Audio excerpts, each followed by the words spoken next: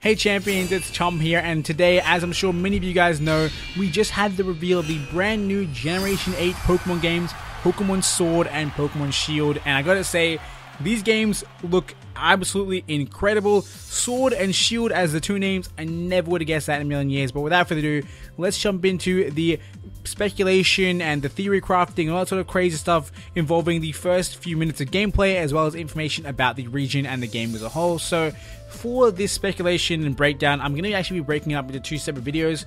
The first of which is going to be talking about the starter Pokemon, as well as what I think about them, what I think they're going to evolve into, what I think their potential alternate types are going to be. So there's definitely to talk about when it comes to the starter Pokemon. I got to say, first of all, they're all really cute, which is awesome. So far, we only have the first forms, but I think there's definitely a lot of information we can take from these first forms to figure out what they're going to evolve into. Then in the next video, I'm going to be talking to you guys about the region as a whole and what kind of information we can gather from what we've seen so far of the region and what we think the story might involve as well. So it could be pretty crazy. Either way, like I said, let's jump into the first video, which is going to be the starter Pokemon. So as you guys can see on screen here, we have our brand new starter Pokemon, Grookey, Scorbunny and Sobble. And of course, as you guys can tell, once again, we have the same old theme of grass, fire, water. I can't say I expected that to change in this new generation. There were some rumors that maybe we'd have a new kind of type triangle with like dark psychic fighting. People talked about a bunch of crazy things, but now we do know we're back to the fire, grass and water cycle that we've always had. And I can't say I'm too bothered by it. This is the classic and I love sticking with the classics. Now, let's talk about each Pokemon and kind of breaking down a little bit. So let's start off with the grass type Pokemon. He's first on the left. Let's go left to right. And this grass type Pokemon, like I said, is named Grookey. Now, this Pokemon is somewhat like a monkey, with I guess like the word grow in it in some sense. I'm not too sure. They obviously kind of didn't just call it Grookey because that'd be weird, but Grookey, really cool, cute Pokemon. Like I said, it's somewhat like a monkey, and judging by its design, it very much seems to me like it's going to be some kind of grass ground type Pokemon. If you look at like its ears, its tail, its hands, even its little mouth, they're all kind of like shades of brown, which of course to me, brown, ground type, you know, those two things kind of go hand in hand.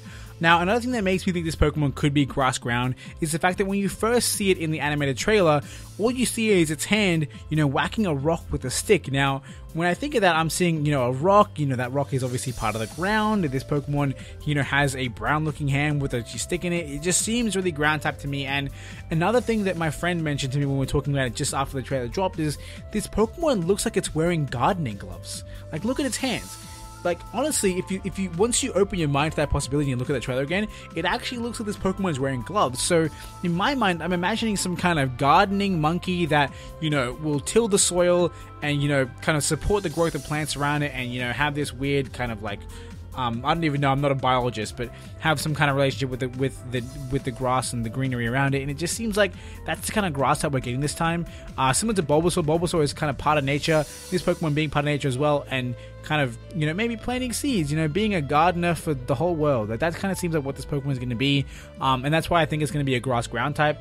Either way, let's move on to Scorbunny. Now, Scorbunny is of course a fire type, as you can tell by the orange accents on its, you know, its ears, its feet, as well as its neck.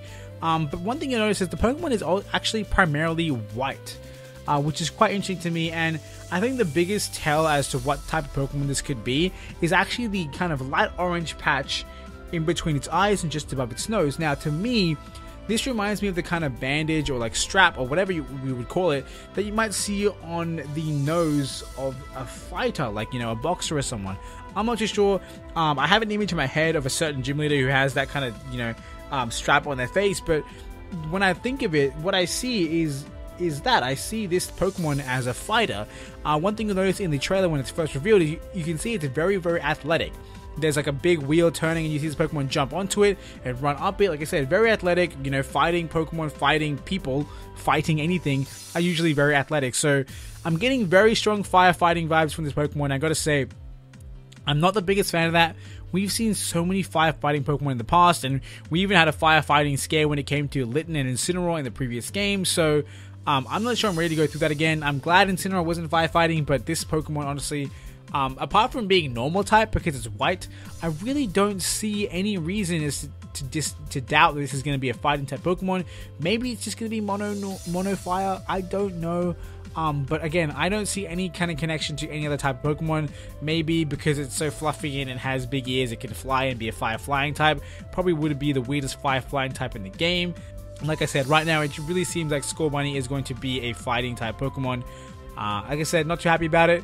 I would love to see something different, maybe a fire rock type, something we haven't seen before. That's what I'm really hoping to see in this game, is stuff we haven't seen before, type combinations we've never had. And honestly, Grookey, you know, the whole grass ground theory, that's definitely not something we haven't seen before. We've definitely seen Torterra before. I love that Pokemon. And that's kind of probably why I'm leaning towards Grookey as my favorite of these starters, because it gives me Torterra vibes in its color and its typing. But that's not important. Either way, let's move on and talk about Sobble. As you guys can see by the fact this Pokemon is very, very blue in many different shades, this is obviously our water type starter. In the review trailer, when we first get a look at this Pokemon, we can see it first of all squirt out some water to put out the fire in the grass that Scorbunny leaves behind.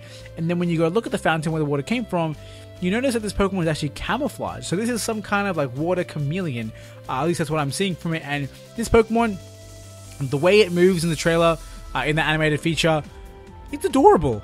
Like, someone protect this thing's smile. I know its mouth is open, like, but someone protect its smile. Also, I just, you know, emulated the mouth of that Pokemon and forgot that I'm not recording my face. So, that was stupid. But regardless, this Pokemon, to me, looks very much like I said, a water chameleon.